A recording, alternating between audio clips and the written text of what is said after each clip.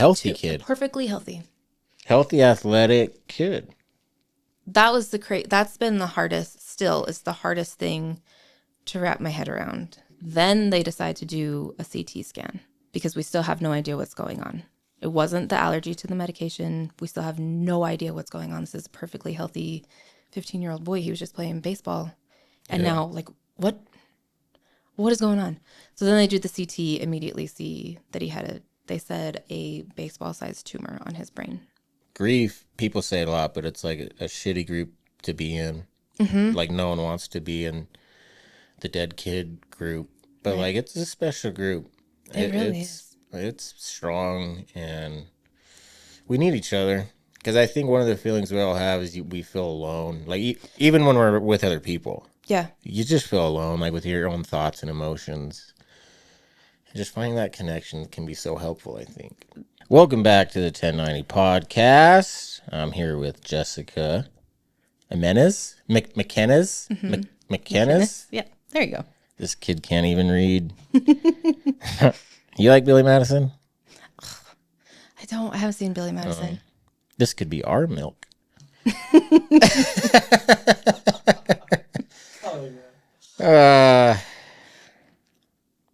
Okay, I'm going to start with the obituary. Rayce, what a name. That was my brother's name. Like, spelled differently. He have a Y in there. Did anyone call him Ray for short? Or everyone? Racer. Racer. Mm-hmm. Wow, yeah, I like that. Our sweet Rayce unexpectedly passed from a brain tumor on June 27th, 2022. He was born November 18th, 2006 in Bremerton, Washington. Nailed it. In his life, he was known as son, brother, and teammate. When he was young, he loved Marvel and superheroes, especially Iron Man. I saw that. As he grew, baseball, movie quotes, and being in the outdoors with his friends and family took up his time. See, I'm glad I snuck a movie quote in there then. Mm-hmm. That's great. He would have got it. I didn't get it. He would have gotten it. I'm trying to get Blue to watch Sandlot too, so I'm sure he was all over Sandlot. Oh my gosh. You're killing me, Smalls. That wimpy deer. His sense of humor and easygoing personality made him a magnet for fun. He was loved so much by his family and community. The hole he will leave in our hearts is sudden and irreplaceable. His viewing will be held at the Tate Mortuary in Tooele, Utah, on July 8th, 2022. Man, so you're just coming right up on... We just hit the 3-year mark. Okay, should be a brutal episode today. Music's in.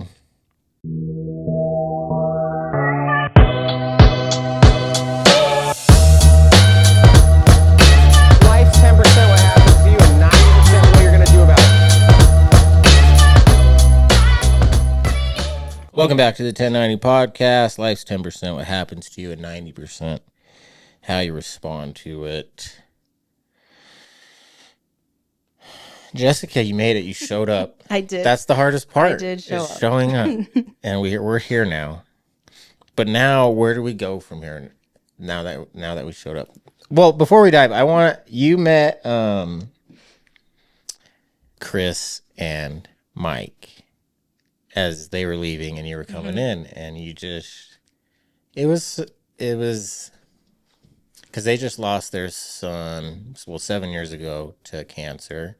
You lost Rayce to tumor, but cancer. I had cancer.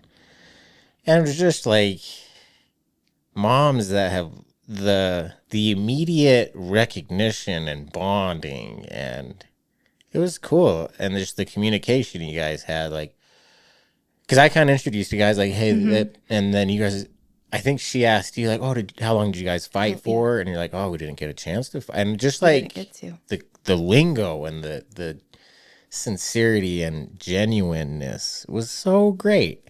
Thanks. That was really cool. I've never had an experience like that. That was really cool for me. That was the first. I don't think that I've ever met another mom and actually had a conversation. There's another mom, local mom, her son passed away not too long after Rayce. And that I did what I could because it was very soon after Rayce. It was like 7 or 8 months. Yeah. And I hugged her and we had a second and then we went our separate ways. And I see her around every once in a while and it's like, hey, how you guys doing? But I've never sat with her and had a conversation. I've never had a conversation like that. That was really cool. Yeah, you guys are chatting for a half hour.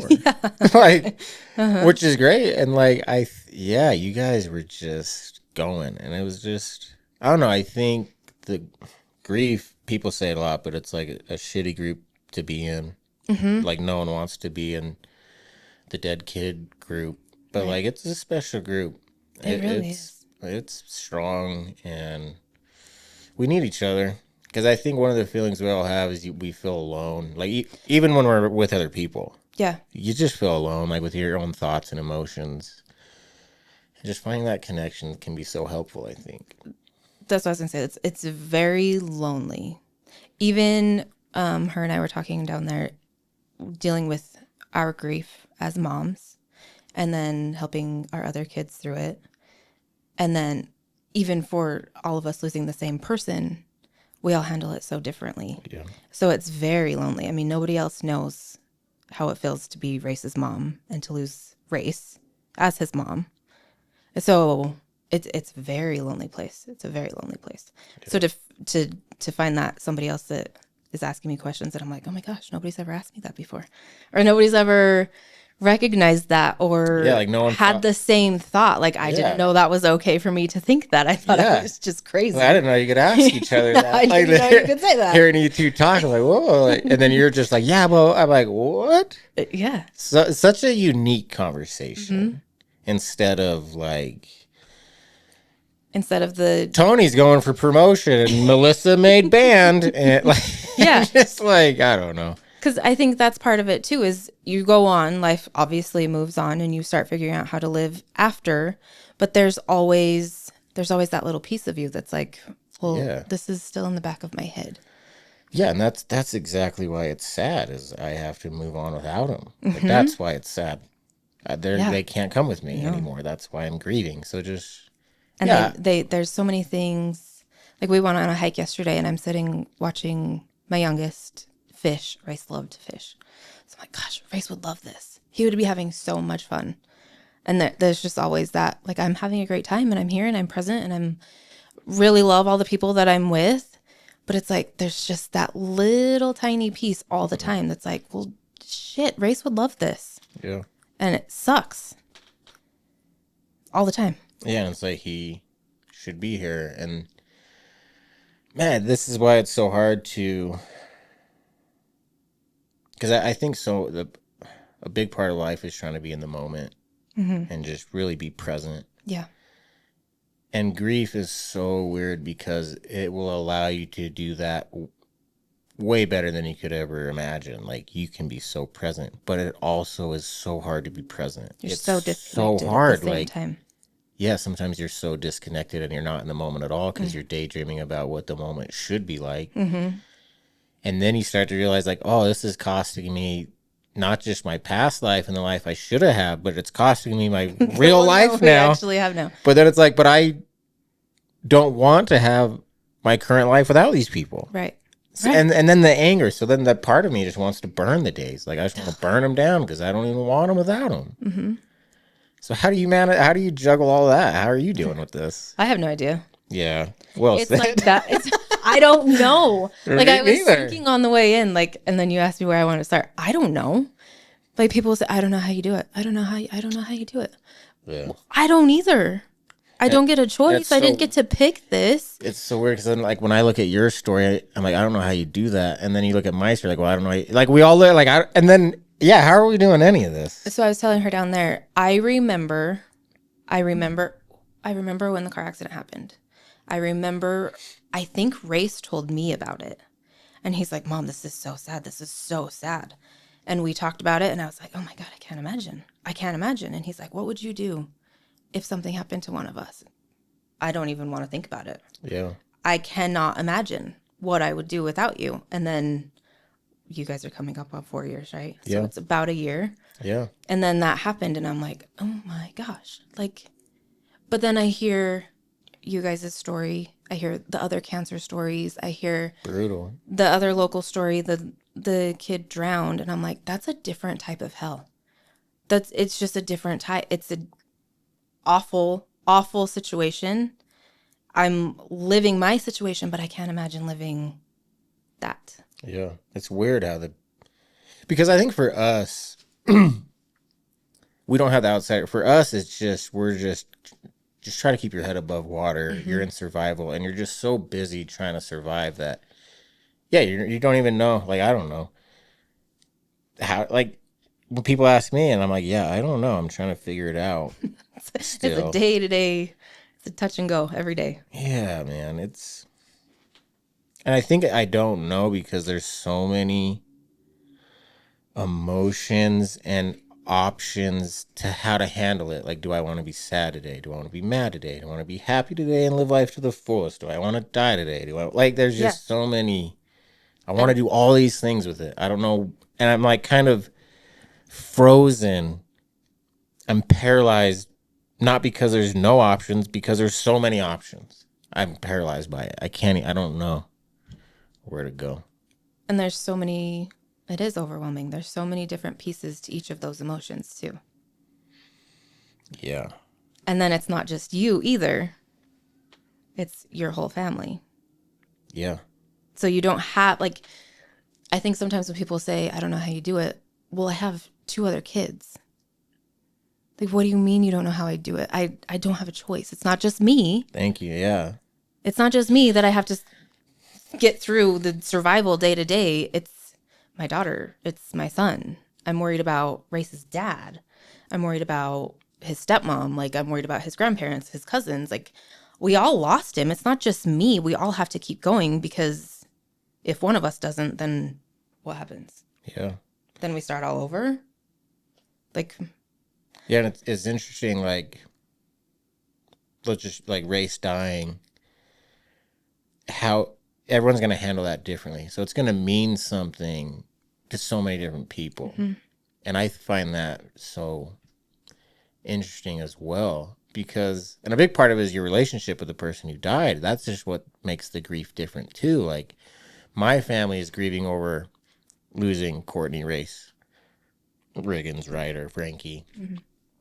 But, like, they didn't go home to him after work. They didn't, you know what I mean? Like, mm-hmm. It wasn't their 24/7 hourly life, even though they loved him. So it just hits everyone a little differently.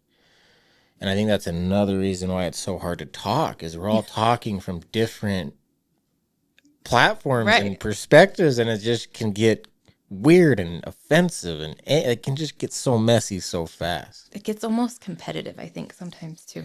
Yeah. Like we were talking, you try not to compare it, but how do you not at some point?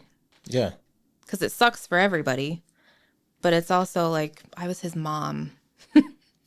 Yeah. You know? I know how you feel. My dog died last week. Ugh. Like, see, different type of hell. That's awful. I'm so sorry. And no, it's so, I love what you're saying because it's another paradox because you can't measure it. There's no way to measure it. But then also, like, I don't know. Like, this is worse than that, dude. Like, I'm sorry your 9-year-old grandpa died, but that's not the same thing as losing a kid. And so it gets weird. Yeah, it gets weird. There's no rules. There's no rules. It's and just chaos. People say the weirdest things to try to make themselves feel better. Hit me with what are some ones? The only thing I can think is that people say it to try to make themselves feel better because it's such an uncomfortable situation. Nobody knows what to say.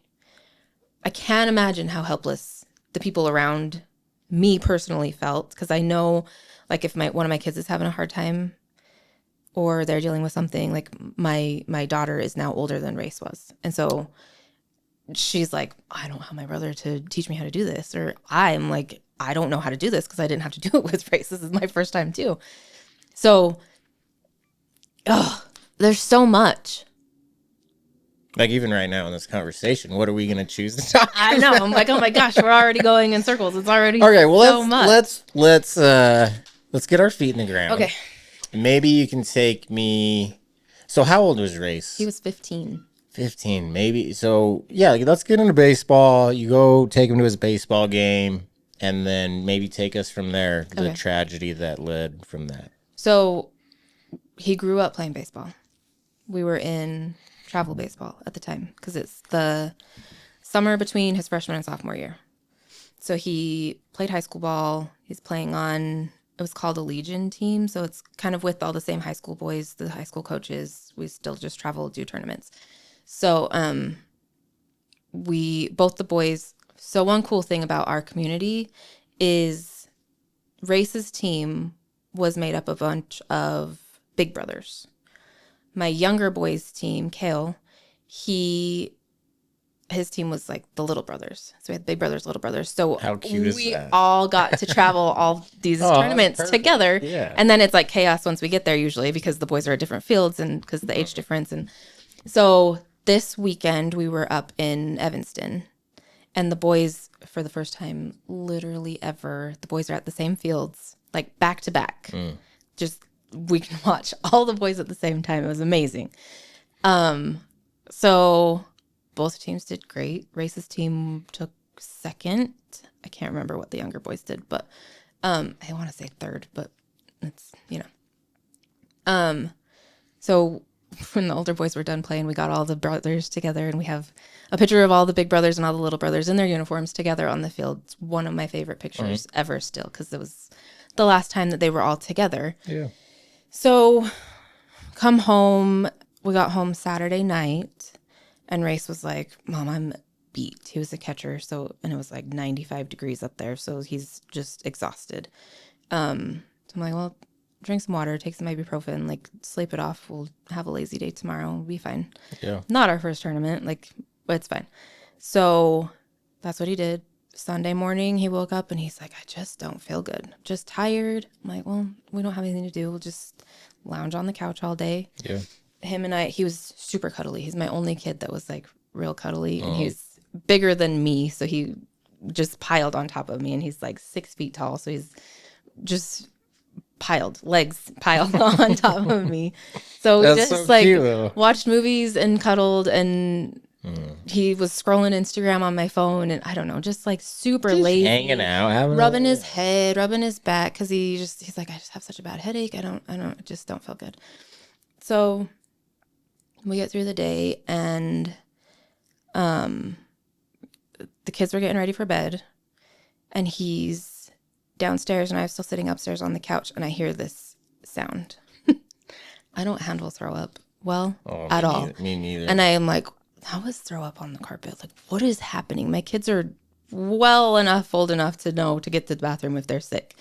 So I go around the corner and Rayce is just standing there leaning on the wall, throwing up on the carpet. And I'm like, what are you doing? Yeah. So I lose it a little bit because I'm like, what the heck? What are you doing? And he's like, well, Olivia's in the shower. I'm like, come upstairs. Like, what are you doing? Such a teenage boy. I was so someone's mad in the at him. bathroom. I'll just lean right here. up, This is park where we're right gonna here. do And it. just, So I'm like yelling at him. I'm trying not to throw up. He goes upstairs, does what he does, and he comes back downstairs and I'm like still cleaning it up. And I'm like, are you okay? Like I'm looking at him, you can tell when something's up with your kid. And I'm like, what is going on? I just don't feel good, Mom. I just really don't feel good. I'm like, okay. Get him in bed. I go to bed and my younger son comes up and gets me and he's like, Mom, something's wrong with Rayce. Like he's really sick. You need to come downstairs. It's like 10:30, 11 o'clock. So I'm like, ugh, okay. So I go downstairs and he's just so out of it, dry heaving, throwing up. And I'm like, this is weird. So I start thinking maybe he's dehydrated, obviously. Maybe he's got like heat stroke or something. I don't know. But I couldn't get him to keep anything down. So I'm like, if I can't get him to keep fluids down, I'm not going to be able to get him rehydrated. Yeah. So I get the other two settled. And I decided to take Rayce to the emergency room. So not a very far drive. We're just in town. And I thought it was so weird. He got in the backseat of my car. I don't know the last time he sat in the backseat of my car because the younger two usually sit back there. He's always in the front seat. And he's sitting back there with the bowl because I'm like, you better not freaking throw up in my car. And I can hear him just like, I'm trying to talk to him and he's just out of it. Get to the hospital and he fell in the parking lot. And I'm like, dude, like that scared me. Yeah, like Because then I'm like, something's up. This is weird. So then I'm starting to get uncomfortable, but my mom instincts are like, stay calm. Like, it's okay. It's going to be fine. He's just dehydrated. yeah. So we get into the hospital and the guy, it's 2022, so not super far after COVID. So like, still have to wear a mask, still have to do all that stuff. So the security guy stops us, makes us do that. And I'm like, dude, are you like, something is happening here. Like this is not normal for my perfectly healthy kid. Like I'm not worried about a stupid mask right now. Just get me in there. So he asked Rayce if he wanted a wheelchair and he didn't hesitate. He said yes. I'm like, That's weird. so then again, I'm like a little freaked out, kind of just trying to stay calm. Because usually he's like, no, I can walk. Yeah, he's like, I no, got this. I'm fine. But he's like, yeah, give me that wheelchair. Yeah. So it felt like we had to sit in the emergency room and wait forever. Finally get him back there. And I mean, they go through all the questions and I'm telling him what happened. He's trying to answer, but totally like incoherent and I'm still like, this is weird. He's pretty out of it. He's tired. Like, I don't know what to expect if he is just really dehydrated. So they took blood. Everything came back fine. They gave him like a banana bag. They, sleep it off, gave him some pain meds because they asked him his pain level. And he didn't even hesitate. He said 10. My kids have never been seriously hurt. They've never gone through anything, So I'm like, maybe you're being a wimp, It's a headache. I've had a headache when I'm a little dehydrated, but I'm like 10. So they gave him some nausea meds too because I told him that he kept throwing up. So that kind of made him, I don't know if that made him more loopy or if it was just everything that was happening. Now I don't know. But they're like, we'll keep him overnight, just keep an eye on him and then we'll send you home in the morning. So he was super restless. I could tell he was uncomfortable. And I'm like, do you want me close? Do you want me to sit back here against the wall? And he's like, no, Mom, just stay close to me. So I stayed right there and I'm trying to sleep. I'm trying to get a hold of his dad. It's the middle of the night, so I can't get a hold of anybody. Okay. They end up sending us home. They gave him another nausea med right before we left. That, again, I don't know if it was the med. I don't know if it was everything happening. Totally knocked him out. So it took the nurse and I both to get him into my car because he's completely useless, like not helping at all, just completely out of it. Get him home. It was everything I could do to get him into the house and onto the couch, get him comfy, lay down next to him, kind of sleeping. And he starts getting really restless. So I'm like, Google the medication and some of the side effects are like disturbed sleep. So I'm thinking, okay, it's just this. He's going to sleep it off a couple more hours. I like set this timer in my head from when they gave it to him to when it should wear off. And then he'll be normal. It'll be Rayce again. We're going to be fine. Yeah. And I text his dad and I was like, hey, just for future reference, Rayce can't have this because it's weird. I just don't like the way that he's acting with it. We just need to, if something ever happens and he needs a nausea medication, don't give him this one because it's not good. Then I can't remember exactly what happened. Something changed a little bit. And I texted his dad again because his sister's a nurse. And I was trying not to freak out, trying not to worry too much, trying not to go crazy mom brain. And I said, do you think she could just come check on him? I'm sure he's fine. I'm sure I'm just being dramatic, but just come by and check on him and make sure that he's okay. And he's like, yeah, she's just right here. She'll be there in a few minutes. Perfect. It literally couldn't have been more than a few minutes. And she got there and I, like, just chaos immediately. As soon as she walked in, she's like, call 911 right now. So I called 911. What was it that she saw that made her? The way he was breathing. She checked his pupils. His pupils were fixed and dilated, which I've worked in medical for years. I don't know anything. Yeah. So I called 911. I'm still so grateful that she came because I don't know if I could have done what she had to do. because she thought it was an allergic reaction. And so she ran out to her car and she had a EpiPen in her car. I forgot this until just now. She hit him with the EpiPen thinking that it was just an allergic reaction and that would be okay. It wasn't. So I gave her the phone because my other 2 kids are still downstairs asleep. So she's talking to 911. I'm watching all of this happen. She starts giving him CPR. Wow. And I'm just like, I don't know. My brain, it's weird. My brain goes in like different sections, right? Like my mom brain's like, holy shit, what is happening right now? There's another part of my mom brain that is like, if this is happening, like if this is happening and I couldn't think it. I remember thinking if this is what's happening, that's as much as I would say. But if he's dying, I have to stay calm. Because if this is what's happening, it'll be easier for Rayce. So I'm watching all this happen and just, I mean, watching from above, you know, like not in my body, but out of body. Yeah. It's all happening so fast. Mm-hmm. And I'm trying to figure out what the hell is happening. So that's a big part of just the human brain as well, is like, wait, what? Like, there's all that. Yeah. It's so weird. Yeah. Like, all these separate pieces and just like watching her probably do CPR, your brain's like hearing that, like that's a sound I'll never forget. Watching her do it. And then I feel so bad because I'm like, oh my God, this is his aunt. Like this kid means the world to her. And like, this is what she has to do. Anyway, so lots of different moving pieces. The cops came because they ended up obviously sending an ambulance. So then there's cops and I'm having to talk to the cops. Stupid things people say, probably as part of their process. But they're like, what did he take? Who found him? What do you mean, what did he take? He took nausea meds from the freaking ER doctors. Yeah. Like, nobody found him. I was asleep next to him. I haven't taken my eyes off of him. Yeah, for you, like, they have to go through all the steps to get to where you're at. Yeah. And you're like, I'm already on step 19. Like, so can you catch up? This is not the situation. And they're like, I got to cross these boxes. Yeah. And then you're just so angry because you're like, I want to focus on this. To answer your stupid questions. Like, assume it's the worst thing ever. Go help him. Like, I don't know. Yeah. So I'm like in and out. I had to push one of my kids. I think it was my son. Honestly, I don't even remember. Like back downstairs because he started to come up because what is happening? Like he doesn't even know what's going on.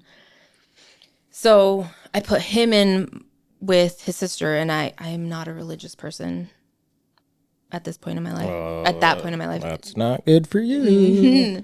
Not a religious person. And I told my kids, I don't know what's happening, but just pray. Mm-hmm. Call your dad, call Charlie, their stepmom. And I said, just pray.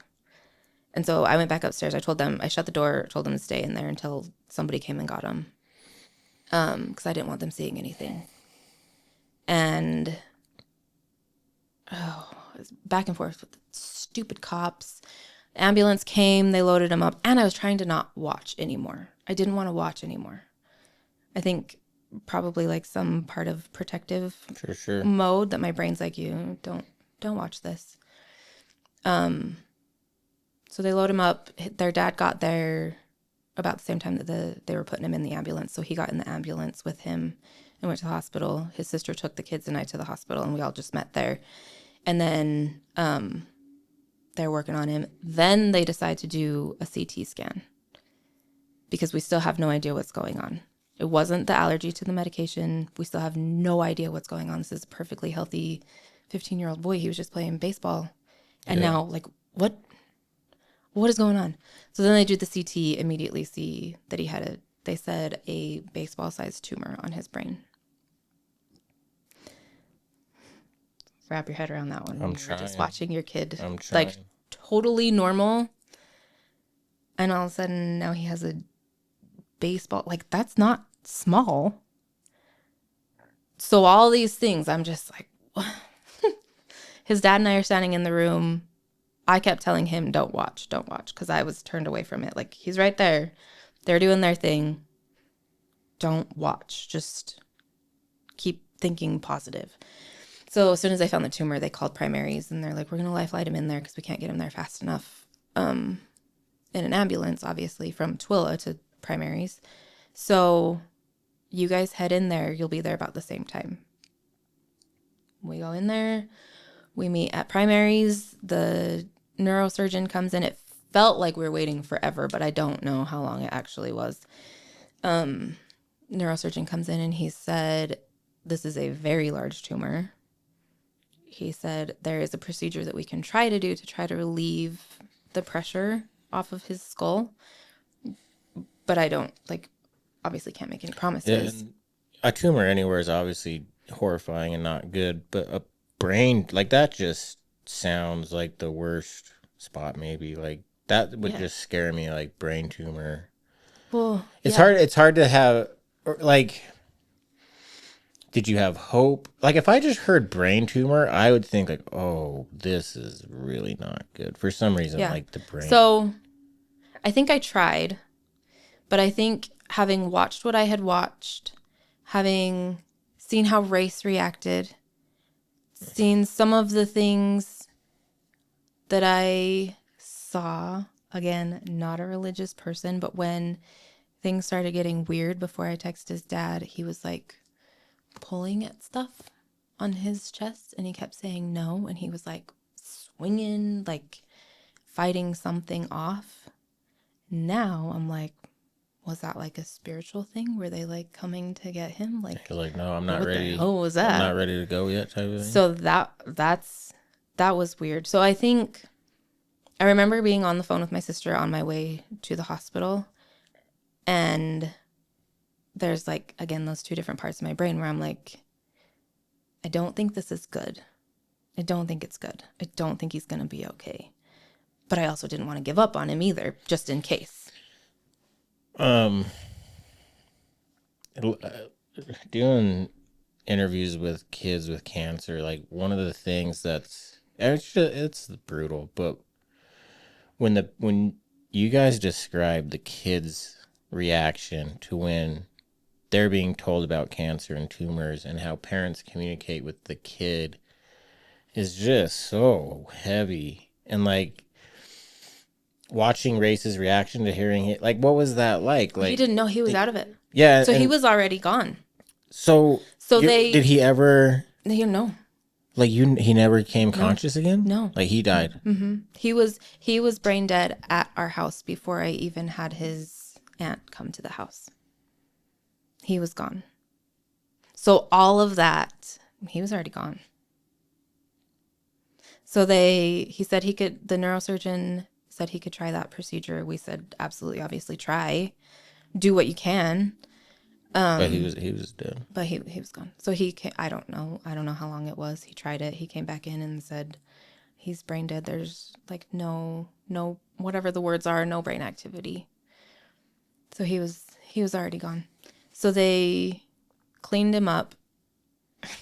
So Rayce was obsessed with his hair, and they had to shave a part, to do the procedure. And he had this little drain coming out of it. And the first thing when we walked in the room, I was oh, Rayce is going to be pissed because he had this bald spot right here, which obviously didn't matter. But yeah, he was gone. So we didn't get to talk about it. We didn't get any of that. He just was gone. And then, sudden seems like an understatement because it doesn't make sense. I don't understand how you can have a tumor that size on your brain and still it doesn't function. It doesn't impact you. No one notices until... And then you're just gone? Yeah. What? What did that... It's still... That just fuck you up, Yeah. Obviously it did, but yeah, how are you now? What a stupid question. I don't know. I still... What did that do to you? I don't know. Because there was the initial shock, completely numb. I don't even know the words for it. You think you're still shocked and numb? Oh yeah, 100%. Because it's still, it doesn't make sense. I think that's why I have to talk about it so much still. It's helping my brain. Yeah, dude, that was really fucked up. They're gone. They're dead. Yeah. And you have to say it out loud, man. You have to... too many. There's Healthy kid. perfectly healthy. Healthy, athletic kid. That was that's been the hardest, still is the hardest thing to wrap my head around, is that he was completely healthy. Because there was a little bit where I was like, how did I not know? How did we not see one single sign that something was weird or something could have been wrong? I don't think that we would have ever thought that he probably has a brain tumor. You know what I mean? We would have that's had not to your first push reaction. Yeah. so hard in a healthy 15-year-old kid to get any sort of testing or anything. I mean, we had him at the emergency room and they're like, yeah, he's dehydrated. And then they send him home. Yeah.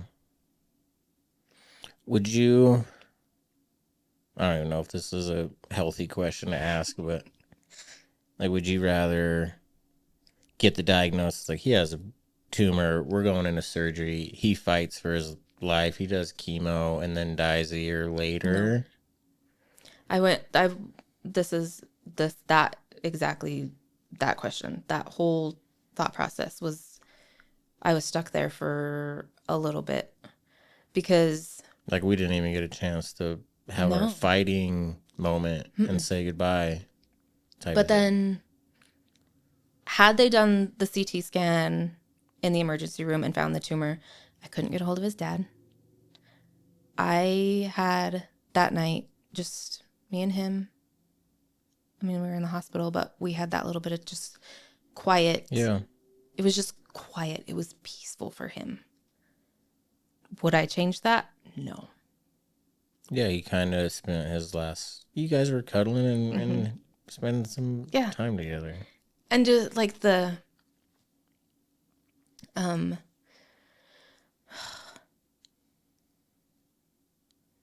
don't know. I guess if you have to pick a way for your kid to go, like, the more peaceful, the better, you know? Yeah. I don't want him to suffer. So this weird, I went to a medium twice, actually. Once by myself right after he died. And I took my daughter a little while later because she was kind of curious about some stuff. And one of the things that she said to me was that he knew. She said in the hospital, he was kind of back and forth. And that's why he kept saying, stay close to me. And then she said, he said that the CPR was so cool. I'm like, I'm glad that you enjoyed that. It wasn't cool for me, buddy. Oh, man. These mediums have some balls sometimes, I have to say. It was so cool. And she said that he knew his quality of life, what it was going to be if he stayed, and he chose to go. Yeah. And I think, whether or not you believe it, like, that made me feel so much better about the way that things happened, because it's hard, to not be able to process what's coming or have a conversation about any of it. Yeah. And then it's just done. So that was calming, I guess, in a way for me to know that, like, okay, he knew whether or not I can talk to him about it. He knew that fight wasn't for him, and so that's what he chose to do. How would you explain losing a child to someone?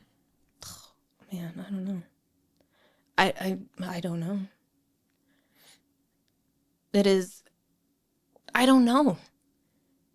Because it's this whole person that you made. Like, how do you lose that?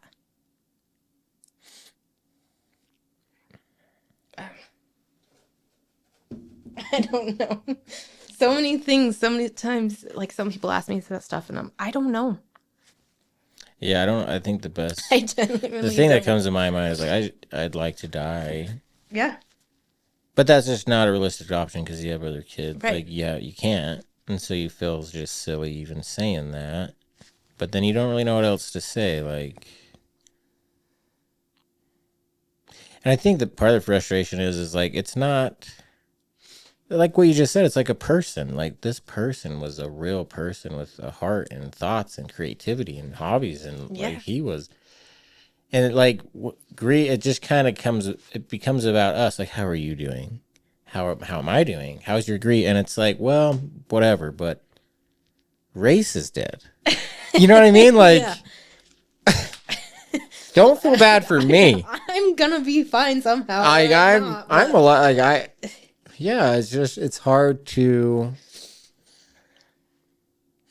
and I think that's part of the reason I just want to talk about them so much is like, I just want to keep them alive, you know? But so I don't know if I'm just in denial with the podcast trying to talk about them, keep them alive, like they're alive.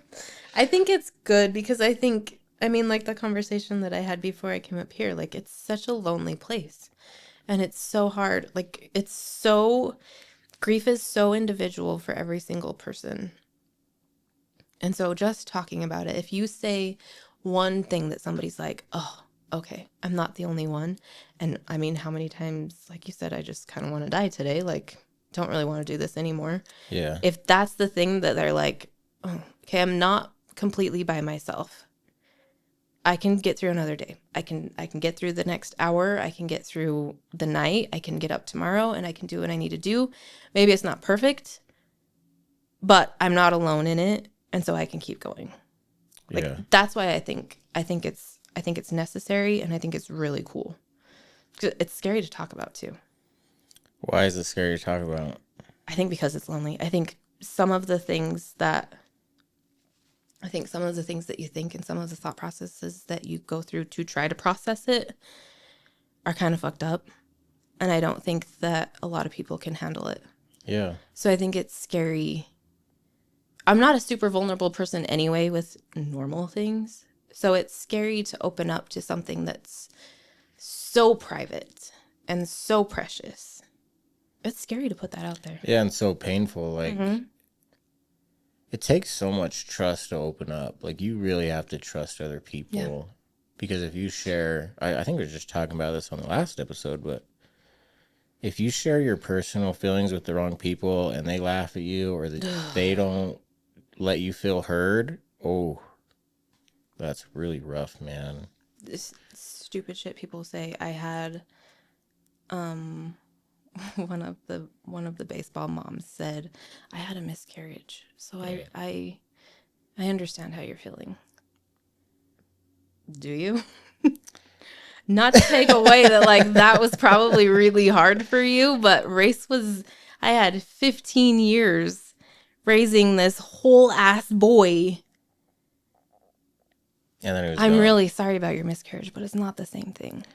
Yeah, I think that's a good way to put it. Like, and it's weird because as you go through grief and you reach the empathy, because it gives you so much empathy if you can get to it past the anger and shame. It's there. Yeah. The empathy.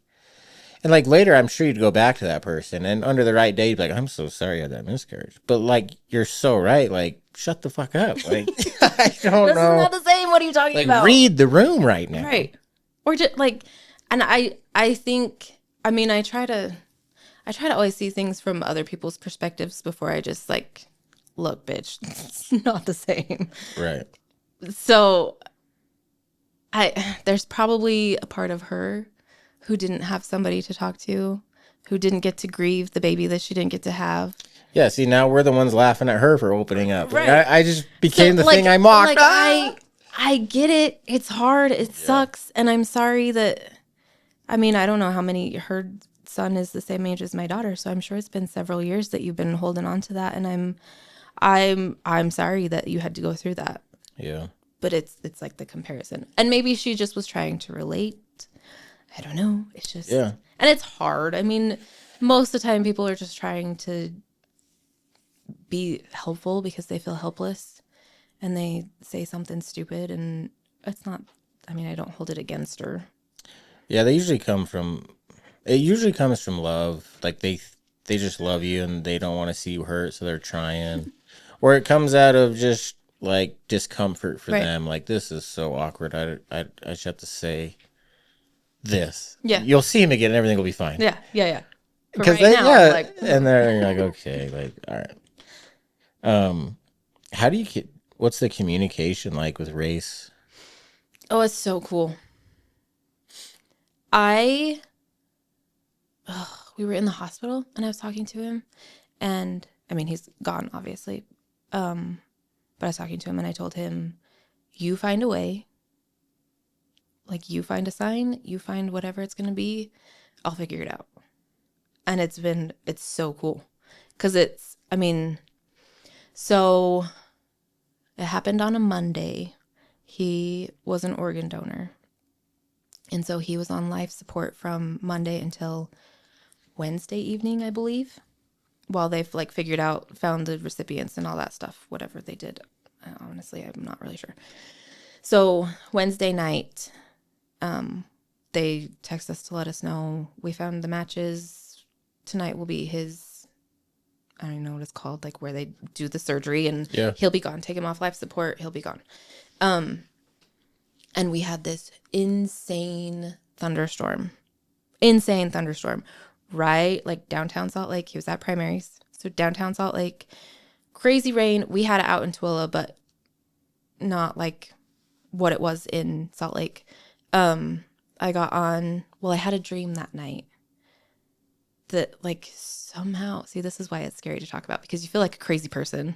Yeah, when you say it out loud, somehow it wasn't that weird. I thunder, promise. and I was like half asleep, trying to sleep, obviously physically, emotionally, mentally exhausted, and I'm like listening to this thunderstorm and talking to Rayce through the storm. So I woke up and I texted his dad and told him about it, and he's like, "That's really cool. Get on social media." And I started seeing all these pictures of the lightning. And KSL had posted a story. It was really cool to read back through it because it just popped up since we just hit the 3-year mark, like on my social media memories and stuff. But somebody in the comments, first comment when I opened it, popped up and said it felt like a kid trying to find his mom. Well, I'm right here.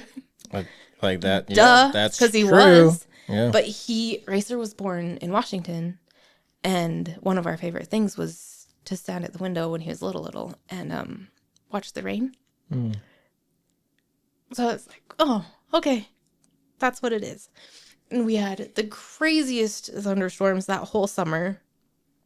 So it was always that. And then somehow, I don't remember how, somehow it turned into feathers in like the most random, weird locations. Yeah. So every time we see a feather, Blue we're like, loves picking up feathers, and then depending on the size of the feather, it would be for his Whoever mom, it is. Courtney, or Riggins, see? or Frankie, and he'd keep all the feathers with his grandma Marcia. Yeah, I think that's great. It's weird. Yeah, But it's so cool because it's just that little thing that's like, oh, okay. I think I have a hard time like accepting the communication from them and like getting into these Like the signs, mediums and because stuff. I think I'm still struggling with acceptance and anger. Like, I don't want that to be our relationship. Yeah. I want them to be alive, and I'm still working on letting that anger go and accept that this is how you communicate with them now. And so it's hard for me to buy into it all the time because there's just so much anger there for me. Like, I don't want to communicate with them through dragonflies. Right. I want them to be here. I want an actual conversation. And then, but it's just so, like, other days I love it. Like, oh, dragonfly, hi, Courtney. Like, I'm just like, oh. Yeah. And then it's just, I don't know who I'm going to be that day. Other days it's just anger. Like, why would a dragonflies have existed before humans existed? Why would, like, you just attack yourself. Like, you're an idiot. That's stupid. Yeah. I don't know. I think it's really cool. And I think part of it is the first time I went to the medium, she's like, what are you hoping for? And I just want to make sure he's okay. Because there was no communication, like we were fine, and then he's just gone. Like I just want to know he's okay. So, those little things. Yeah. I'm good, Mom.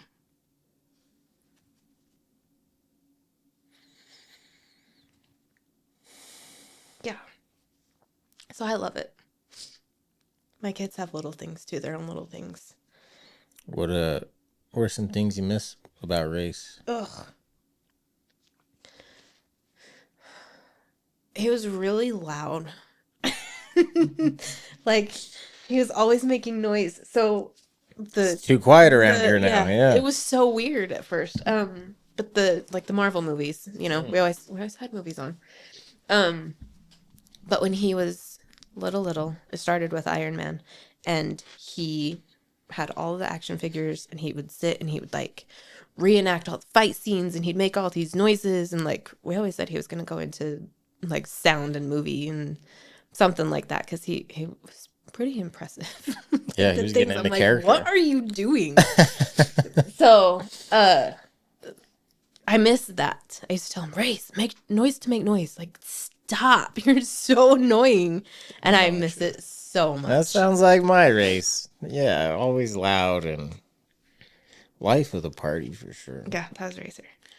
You know, that's weird. Like, because losing the people that you love is hard. But yeah, like going back home to a house instead of 5 people is 2. Ugh. And just like that's sad too. Like the lifestyle change. It's just so Like empty. shopping for a house is like, oh, I don't need 4 bedrooms anymore. I just need 2. Or like, and like those changes are hard. And like, I don't know what it's like for you, but you have one. Yeah, well, you have 2 kids, I have but 2. Mm-hmm. Rayce is over there. You have 1 left. What's No, I had 3. so 3 2. So I have 2 still. Yeah. Very, very sorry for that mix up. No, that's okay. What's your relationship been like with your other 2 kids, and what's this been like for them the last 3 years?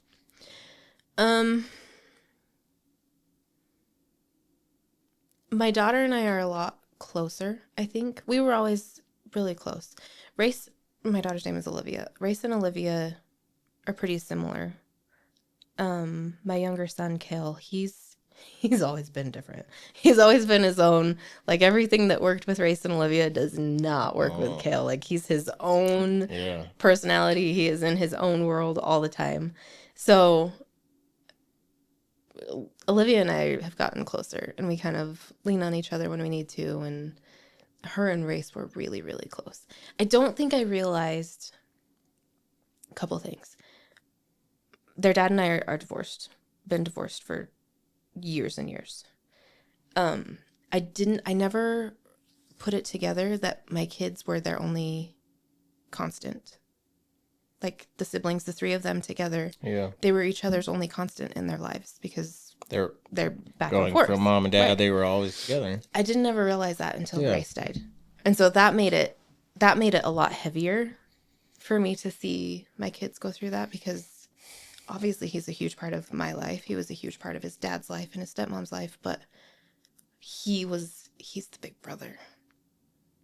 So seeing them have to adjust to that, and I never realized, that was like, that was a thing, I guess. Yeah. And then to watch her try to become the big sister, and I'm like, this isn't your job. You don't have to do this. So that's really hard too. And then to see Kale. So, I mean, again, like the big brother, little brother baseball teams, like we would go be around the big brothers. Yeah. And I'm like, oh my God, I'm like, Rayce better not have ever talked like this. And then I would hear the little boys say something, and I'm like, oh my gosh, like Kale really is a little bit behind, because he's not like, he doesn't have the big brother influence, I'm grateful at times, because if one of my boys said some of the things that I hear, I'm like, oh my Lord. But I don't know, man. It's weird to see your kids go through something like that. Yeah. Watching your kid hurt that bad. Yeah. And not having any power or control really is hard. Yeah. You feel powerless. Yeah. Because there's nothing. Like, sucks for me too. I don't know. What do you think, and it's such a stupid question, because obviously you'd give it all back to have Rayce again, but what are some things you like about yourself, or maybe relationship with your kids, that you didn't have before Rayce died? I think just knowing that I want to say got through something, but are getting through something. Well like said. That's It's a really heavy thing. It's a really shitty thing to have to live through. But the bond that comes from, I think, doing anything hard with anybody is probably pretty special. But Yeah. to go through something like this with your kids, like, it's, I don't know. I'm super proud of them. So, Rayce would have graduated this year. That's hard. And his baseball team, when they did their senior night, they asked both the kids to stand in for Rayce. Huh. It was a big to-do. Olivia wanted to do it, like, no hesitation. She was supposed to have had a softball game. She decided not to go to her game. She wanted to be there for wow. Racer. And Kel wasn't quite there. He doesn't like the attention from it. Everyone Which grieves. it wasn't, Everyone like, grieves differently. It's Yeah. it is what it is. I let them decide, and so her and I stood in because they have like the kids and the parents. So her and I stood in for Rayce. I walked with her, and seeing her stand there for him was the coolest fucking thing I've ever seen. Oh. Like, I was so proud of her because it was hard for me. I've always tried to kind of keep it together, when we're like in public like this. I'm like, oh my God, stop crying. But I could not get my shit together that day. Like, they started because they like How the boys. could you not? Yeah, like The boys write their own little thing, and it's like, this is their plans afterward. And then obviously they did us last. And so it's all these boys that I've watched play since they were 8, 9, 10 years old. All of them have been playing together. So I'm watching all these boys get ready to graduate and like their future, their future plans. And I'm watching my mom friends, like, it's big for them. I'm watching their dads, like, it's so cool. And then they had his coach wrote this really cool tribute for him, for Rayce. And I was like, I don't like being caught off guard. Like, No, if I yeah. know what I'm headed into, like, I usually can hold it together a little bit better, but I could not get my shit together. And Olivia's like, Mom, get it. it's grip. okay. So just see her, like, I don't know, it was so cool because it was hard. And everybody's watching because we're on the baseball field. Everybody knows the senior night. Everybody's there. The other team's parents are there who have no idea who we are or anything that has happened. The other team's out on the baseline, like, everybody's looking at us. And there were a lot of times that 2 or 3 times that we were all down there on the baseball field together when it first happened. And none of us enjoy the attention. None of us enjoy, like, everybody looking at us. I hate the pity. I hate that feeling. And so it was just a lot. And she just stood up there and she did what she needed to do. And it was so fucking cool. It was so cool. You, man, the way you have this beautiful smile and then tears, like, you're just, this is grief, man. Like, truly, like, these parts coexisting together. And was your grief, like, after they died, like, if I looked at pictures or heard of it, like, their voice in the video, I'd just lose it. And now I can kind of look at pictures of them and not, like, I can appreciate them and smile. And sometimes I still cry, but sometimes, and it's kind of both now. And I still just cry sometimes too, but it's weird how, like, the pain is still there, maybe even worse, but, like, you just get better at, like, the body just gets, it's built to survive, and it gets used to your story. It gets used to the pain. And then, like, I don't know if you're experiencing this, but have you ever, you wake up and you live this pain over and over and over. Do you ever forget, like, how bad it is? Like, this is actually really fucked up, man. Like, it's not, but, like, you're just in it so often. And then you start going to movies again and going to work again and making new friends. So you start, like, living this life, but, like, it's so weird. Like, the pain just doesn't let up. You just get better at putting on this mask and carrying it around. I feel like I was gonna have a question somewhere in there, That's okay. but I feel like it's almost numbness. Like I get so used to it that I just get into almost like a new routine. I think this is where I feel guilty because my life now is completely different. Like we moved in a different relationship. Do you like your life now? Yeah. That makes it worse. You're screwed. Yeah, I know. Good luck being happy. Yeah. Like, yeah. But then it's like, well, this sucks because my boyfriend doesn't get to know Rayce. They would have had so much fun together. Yeah. He has a daughter. She doesn't get to know Rayce. Yeah. She's an only child. She has Kel and Olivia as older siblings, but Rayce was literally the best big brother. I do this all like because I moved to St. George, and then Rayce and Keisha moved to St. George, and then my sister Carly and her family moved to St. George. So I'm like, if Rayce and Courtney and all our kids were still alive, I'd have Everybody. my whole family, Rayce's whole family, Carly's whole family down. It would be so fun. Yeah. And what makes it hard is it's hard to grieve and communicate this because I'm currently in a relationship with a girl that I love. Mm-hmm. I love her, and I'm so she makes me happy. But the only way I met her is because all these people died. Yeah. So, oh wait a minute. So we're happy because your family died, and so it's like, well, yeah, it sucks. Yeah. It sucks. There's no winning. No. Unless you're just like, yeah, everything happens for a reason and it's fine. I should just do that. I hate that. I'm just, that. I'm just going with that. Like, that sounds good. Yeah, I could do that for about 8 hours and then I don't want to punch myself in You the would face. make it longer than I would. Yeah, it just doesn't feel real, No. does it? It doesn't feel quite No. right. Yeah, that's what I try telling people. Like, I get it, like, that there's a cool plan. It just doesn't feel that way. No. It feels awful. Yeah. Doesn't feel like I'll see him again. Why does it hurt so bad? If it's okay. If I knew I'd see him again, and it was all like, why did it hurts? Why does it hurt so bad? Why does it feel like in my bones they're gone? Mm-hmm. If they're not gone. Yeah. Well, in Romans 4:39, like yeah, like all right, Okay. yeah, it's, and then like, so I grew up like playing sports. I was the youngest of 5 kids.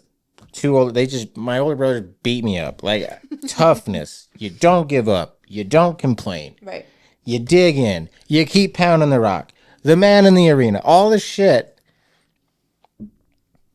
And so like part of me, like when I start complaining and cry, part of me starts to feel like, dude, you're weak. Like where's that grit and toughness that you were taught your whole life? So, and I just like, I have a hard time with that. Like, I don't feel tough or cool moving forward. I feel sad and weak and awful. I can't remember now what I was watching the other day, and somebody was like, what doesn't kill you makes you stronger. And she's like, no, what didn't kill me made me really fucking sad. And weak, yeah. Like, no, I'm not any stronger. Like lost an arm, so you're stronger now. Like, no. I'm literally weaker. Much weaker. I'm literally missing like a piece of my soul. No, Yeah. I'm not stronger. And like, it's such bullshit. Honestly, it's bullshit. Because like, if they're in a better place, go kill your kids. We should literally do a baptism and have a guy with a gun. Right? Like, boom, boom. And we're just saving it straight to heaven. Like, well, that's what we should do. Yeah, Should we not? you're right. We should just line them up. And then the guy who feels bad for killing all these kids, we kill him. Well, we let him repent first. And then we kill him. You're done. You're in heaven now. First things first. Thanks for your due diligence. Thanks and then for this saving guy's, us, and dude. boom, he's just popping them. Like, That is... is that an awful thing to say? Yeah. But Yeah. tell me where the logic's wrong. Please tell me. Stupid shit people say. Yeah. I don't know.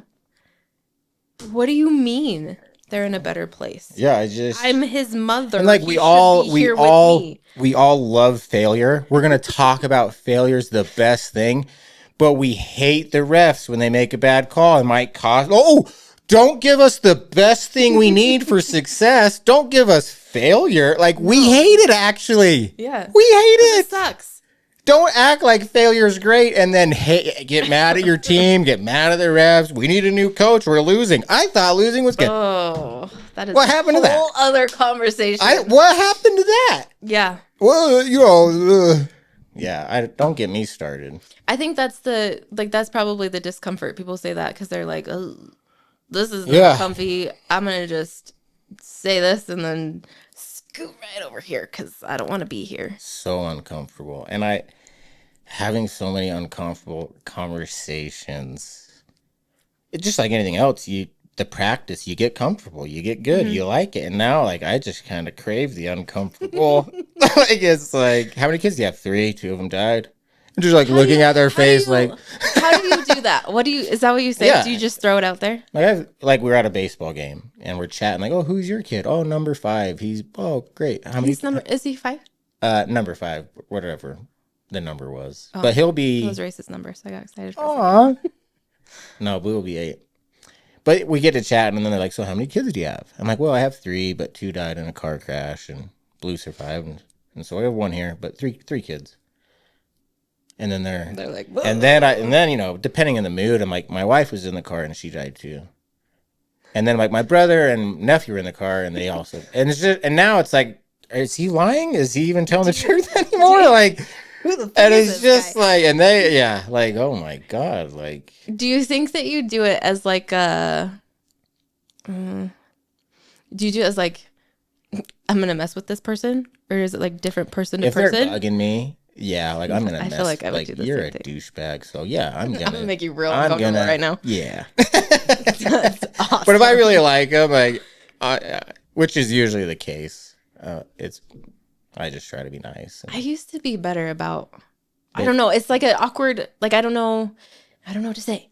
So, like I used to say 3, and then now, usually I'll just say 2 and a stepdaughter. We're not actually married, but basically, so I'll just say 2 and I have a stepdaughter. But then I feel bad because I'm like, obviously, right? I'm thinking I have 3 and this other one, you know. But I don't know. Sometimes I don't want to get into it. I don't like the pity. Again, I don't want them to feel bad for me when I'm like, well, I had another one, but he passed away. I don't want to tell the story to every single person. And then there's also like, I think maybe it's just the phase that I'm at with it, but I'm also like a little bit protective of like, I don't even know you. You definitely don't deserve to know Rayce. Wow, yeah. You know? I can relate with that. Like, I'm not going to open up to you because you're not going to respect it or really listen. Yeah. Yeah, I can relate to that. And then I say it sometimes, like, I was leaving work the other day and I was with my daughter and one of our reps was behind us walking out and she got in her truck, drove away, and I yelled at her or something. He was laughing. He's like, is that your daughter? And I was like, yeah. And he goes, I didn't think you were old enough to have a daughter that old. And I'm like, well, she's actually my middle. Came out before I even realized what was happening. And then he's like, oh, how old is your oldest? Well, shit, now we're here. What do I say? Wow, yeah. So I'm like, I just said he's 18. I just left it at that. And Yeah. he's like, oh, cool. That's good. And I'm like, my youngest, he would be 8, or I said I have 18, 16, and then my youngest is 14, and just left it at that. And then on the way home, I'm like, why did I say that? Yeah. Why did I even? You're nice. You're a nice person. But I'm not going to tell the whole story, you know? Right. I think that was good middle ground. Like, I'll mention Rayce, but I'm not going to I don't have to tell the whole story to this guy. That's weird. Do you grieve or fantasize about the past with Rayce, like the memories you had more, or do you think it's more of the future, like, oh, this is what we'd be doing now, what would he look like, what would he sound like, who would he be dating, what would his baseball look like, blah blah blah, like, where are you, or is it just a combo of both? I think it's a combo. Lately, I think because of graduation and like a couple of the boys are going off to play college ball and like a couple other boys are going to school and like everybody's kind of going to start their life, that I'm like, what would he be like? What would because now my daughter's older than he was. So like seeing how much she's changed since he's been gone, like trying to picture what he might look like now. And Oh my gosh. would he have even kept playing baseball? Like they did such a good job. They were so sweet about keeping him on the field with his team as much as they could throughout high school. Yeah. Like, would he have even kept playing baseball? Like, was that even necessary? Did that just make it all harder than it needed to be? Maybe he would have got into acting in movies. Maybe, well, there was, Yeah. I always laugh because he did go through like a little theater stint in junior high. So I'm like, maybe he would have gotten back into that. Maybe. Like, I don't know. Who would he even be at this point? Yeah. Like, would he still be a mama's boy? Would he still love to cuddle? What? I don't know. There's so many questions.